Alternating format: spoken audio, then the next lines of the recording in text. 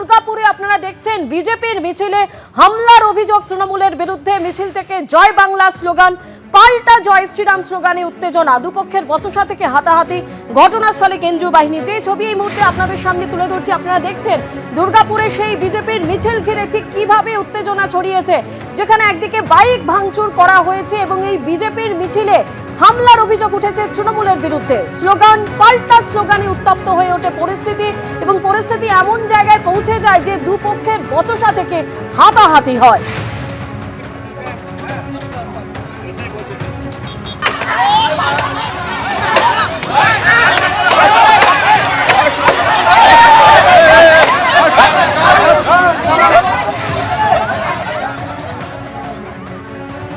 প্রচারের শেষ দিনে যখন দুর্গাপুরে দেখা গেল বিজেপির মিছিলে এরকম উত্তপ্ত পরিস্থিতি, আর অন্যদিকে দাঁতনে কিন্তু একইভাবে ধুন্ধুমার পরিস্থিতি তৈরি হয়।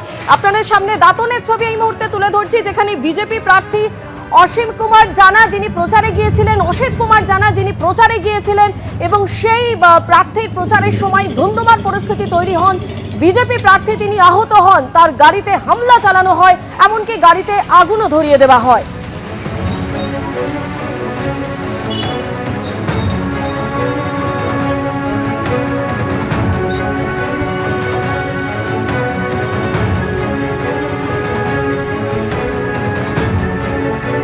ভোটের একদিন আগেই আপনারা দেখতে পাচ্ছেন দিকে দিকে অশান্তির ছবি। দুর্গাপুরের পাশাপাশি দাঁতনের ছবিও আপনাদের সামনে তুলে ধরেছি। দাঁতনে বিজেপি প্রার্থীর প্রচারে হামলার ঘটনা ঘটল, আহত হয়েছেন বিজেপি প্রার্থী অজিত কুমার জানা। তৃণমূলের বিরুদ্ধে হামলা চালানোর অভিযোগ করেছেন বিজেপি প্রার্থী, বিজেপির বিরুদ্ধে পাল্টা হামলার অভিযোগ তৃণমূলের।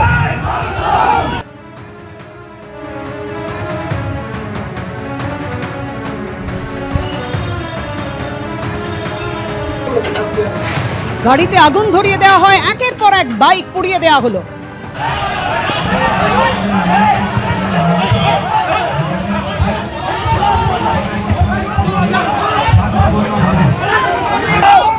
দাঁতনে বিজেপি প্রার্থী যখন প্রচার করছিলেন সেই সময় হামলার ঘটনা ঘটেছে বলে বিজেপি প্রার্থীর অভিযোগ।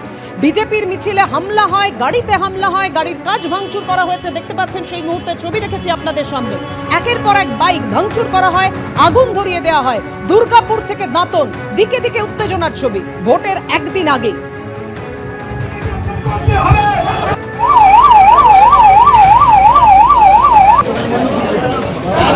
আমাদের প্রার্থীর সমর্থনে আমরা একটা প্রচার গাড়ি আমাদের জাহালদা থেকে শুরু হয়ে সাউরি সাবড়া হয়ে খন্ডুই হয়ে এদিকে আমরা জানকাপুর হয়ে যখন আমরা ঠিক মোহনপুর এলাকার মধ্যে ঢুকছি, ওই এলাকা ঢোকার সঙ্গে সঙ্গে আমাদের কিছু গাড়ি সামনে বেরিয়ে এসছে। পরের কিছু গাড়ির উপরে তৃণমূল অতর্কিতভাবে এমন হামলা করে, সেখানে আমাদের প্রায় কয়েকশো কার্যকর্তা ভয়ঙ্করভাবে ইনজিওর, কারুর হাত ভেঙেছে, মাথা ফেটেছে, কেউ আধমরা অবস্থায় ভর্তি আছে, কয়েকশো মোটরসাইকেল এখানে ভেঙে ফেলে দিয়েছে।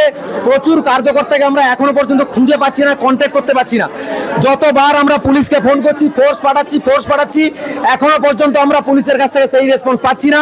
প্রচুর কার্যকর্তা আতঙ্কিত হয়ে আছে। আমি আপনাদের চ্যানেলের মাধ্যমে আমি পুলিশ প্রশাসনের কাছে অনুরোধ করব, দাদা দয়া করে নিরপেক্ষ হয়ে আমাদের কার্যকর্তা, তারা মানুষ, তাদেরকে কমসে কম বিজেপি না ভেবে তাদেরকে উদ্ধার করে নিয়ে আসুন।